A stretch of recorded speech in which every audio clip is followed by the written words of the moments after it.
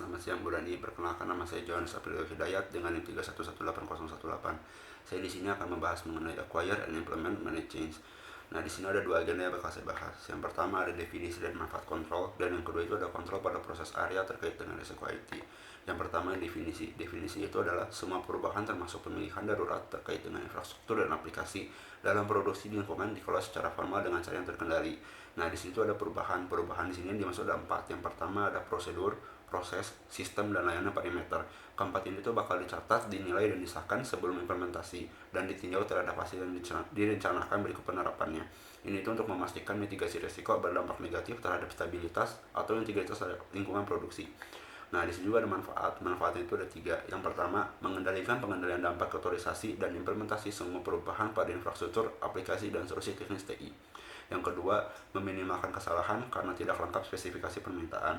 Yang ketiga, menghentikan implementasi perubahan yang tidak sah. Lalu selanjutnya ada COVID Framework. COVID Framework itu ada 5. Yang pertama dan kelima ini saling mendukung. Yang pertama itu ada informasi. Informasi itu bakal didukung oleh plan and organize. Lalu akan didukung lagi oleh acquire and implement. Lalu akan didukung oleh deliver and support, dan yang terakhir oleh monitor and evaluate.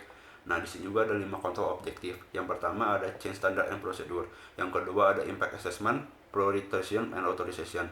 Yang ketiga ada emergency change. Yang keempat ada change status tracking and reporting, dan yang terakhir ada change closure and documentation.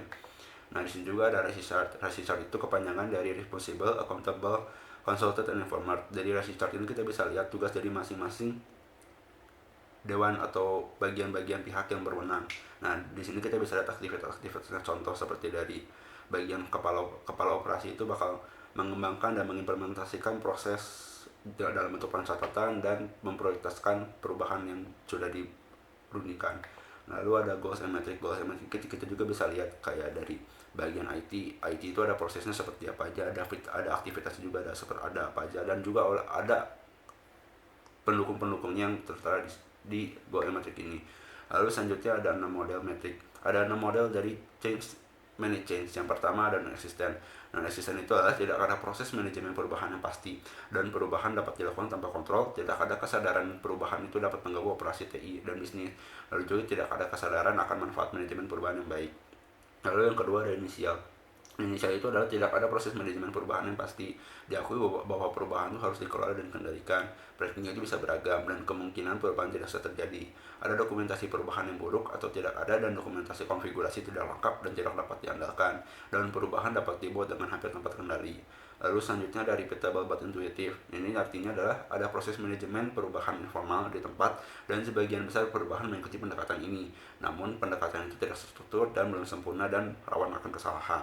Lalu ada define. Define itu adalah ada proses manajemen perubahan formal yang ditetapkan di tempat, termasuk kategorisasi, penentuan prioritas, prosedur darurat, ubah otorisasi, dan lepaskan manajemen dan kepatuhan yang muncul. Lalu ada manage and measurable. Manage and measurable itu adalah proses manajemen perubahan dikembangkan dengan baik dan diikuti secara konsisten untuk perubahannya.